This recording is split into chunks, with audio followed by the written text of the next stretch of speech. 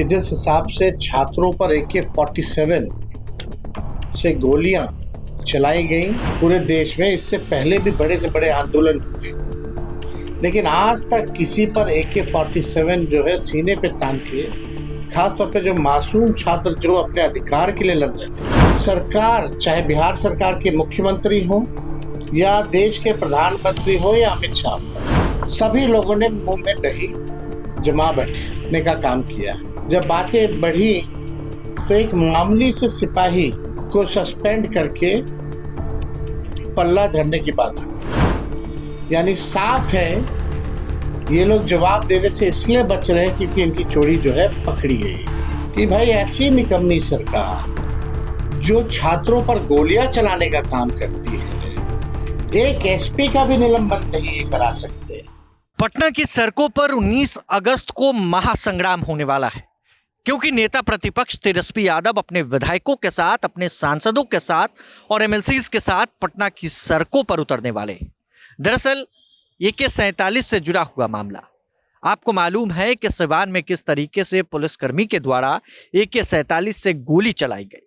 ये गोली छात्रों के प्रोटेस्ट के दौरान चलाई गई थी, जिसके बाद नेता प्रतिपक्ष ने कई तरह के सवाल खड़े किए थे। पुलिसिया कार्रवाई नहीं हुई, यह आरोप तेजस्वी यादव का है। इसी को लेकर नेता प्रतिपक्ष तेजस्वी यादव ने दिल्ली से बड़ा ऐलान किया है। विपक्ष के कई बड़े नेताओं को भी पटना आने का निमंत्रण उन्होंने दिया है। राहुल गांधी से लेकर अखिलेश यादव तक पटना आ सकते हैं, ऐसी संभावना जताई जा रही है। नेता प्रतिपक्ष तेजस्वी यादव भी दिल्ली में है और राजभवन तक मार्च किया जाएगा।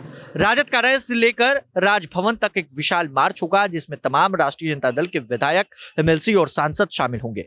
दिल्ली में बड़ी बैठक के बाद यह फैसला लिया गया है और नेता प्रतिपक्ष तेजस्वी यादव ने खुला चैलेंज सरकार को दे दिया है। इस वीडियो में देखिए नेता प्रतिपक्ष ने ऐलान करते हुए छात्रों के लिए क्या कहा। शॉर्ट नोटिस पे आप लोगों को बुलाया गया और आज हमारे सभी लोकसभा के जितने सांसद हैं, राज्यसभा के जितने सांसद हैं, सब लोगों से हमारी मुलाकात हुई है।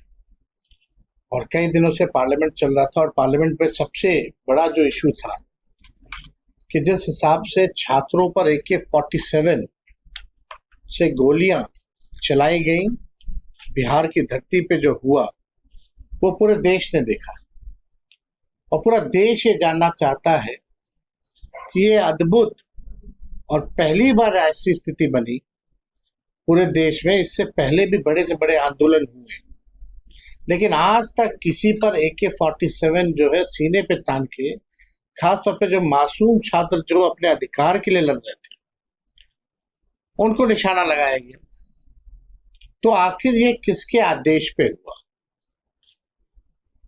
आप सब लोग जानते हैं कि सबसे पहले मेदांता में, पटना में जब भर्ती थे ये 3 छात्र, हम खुद स्वयं जाकर के उन लोगों से भी मुलाकात की, पार्टी द्वारा आर्थिक सहयोग भी किया गया है। लेकिन सरकार चाहे बिहार सरकार के मुख्यमंत्री हो या देश के प्रधानमंत्री हो या अमित शाह हो, सभी लोगों ने मुंह में दही जमा बैठने का काम किया। इस इशू पर लगातार विपक्ष और देश जानना चाहता है उनसे कि ये ऐसी घटना जहां छात्रों पर गोली चलाई जा रही है AK-47 से, आखिर इसका गुनहगार कौन है? जब बातें बढ़ी तो एक मामूली से सिपाही को सस्पेंड करके पल्ला झड़ने की बात हुई। यानी साफ है ये लोग जवाब देने से इसलिए बच रहे हैं क्योंकि इनकी चोरी जो है पकड़ी गई है। हम तो सम्राट चौधरी जी से जानना चाहते हैं कि अब तक आपने थोड़ा सा भी समय नहीं निकाला कि जिन छात्रों को गोली लगी है वही पटना मेदांता में भर्ती थे, क्या एक बार भी झांकने भी गए, देखने भी गए? ना ही कोई सत्ता दल का लोग जो है, चाहे 2 डिप्टी CM हो, मंत्री हो, कोई जो है उनको झांकने तक नहीं गया। तो बात यह है कि कल को अगर और भी आंदोलन होगा तो बिहार को जो पुलिसिया स्टेट बनाने की जो कोशिश की जा रही है, और हमने पहले भी कहा था कि पुलिसिया स्टेट किसी भी कीमत पे हम लोग बनने नहीं देंगे, बिहार की धरती जयप्रकाश जी, कर्पूरी जी और लालू जी की धरती है, और किसी भी कीमत पे इसको पुलिसिया स्टेट हम लोग बनने नहीं देंगे। सवाल ये खड़ा होता है कि अब तक निलंबन क्यों नहीं एसपी का किया गया है। इस विषय को लेकर के हम लोग डीजीपी साहब से भी मिले थे, उन्होंने कहा है कि कार्रवाई की जाएगी, लेकिन अब तक जो है कोई कार्रवाई नहीं की गई है। तो इसको देखते हुए, क्योंकि पार्लियामेंट में हमारे सारे सांसद, और खास तौर पे हम धन्यवाद देना चाहिए अखिलेश यादव जी का, राहुल जी का और सांसदों का, जिन्होंने इस मुद्दे को पार्लियामेंट में उठाने का काम किया। इसको देखते हुए हम लोगों ने निर्णय लिया है कि आने वाले 19 अगस्त को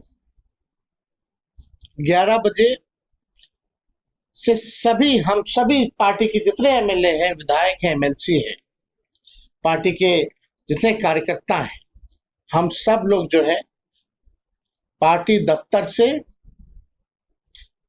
राजभवन तक हम लोग जो है मार्च करेंगे। और लोगों में गुस्सा है कि भाई ऐसी निकम्मी सरकार जो छात्रों पर गोलियां चलाने का काम करती है, एक एसपी का भी निलंबन नहीं करा सकते।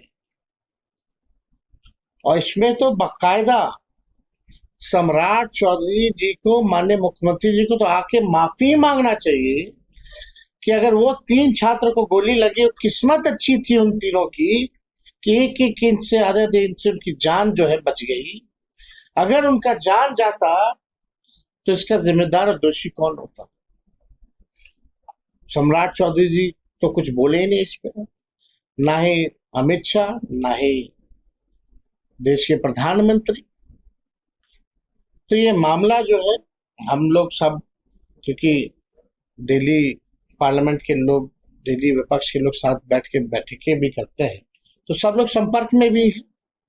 और हमने पहले भी अनुरोध किया है तमाम विपक्षी दलों के नेताओं से कि आइए बिहार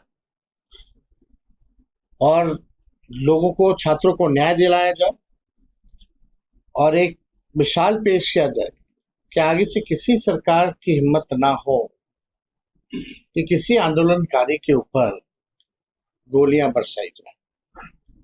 तो इसलिए हमको लगा कि आप लोगों को बुला के इस विषय में केवल उसमें आरजेडी कार्यकर्ता होंगे और कहाँ पूरे देश भर में पट अभी तक केवल राजभवन मार्च और उसमें केवल आरजेडी या मूलतः छात्र और युवा सब लोग कतार में छात्र और युवा।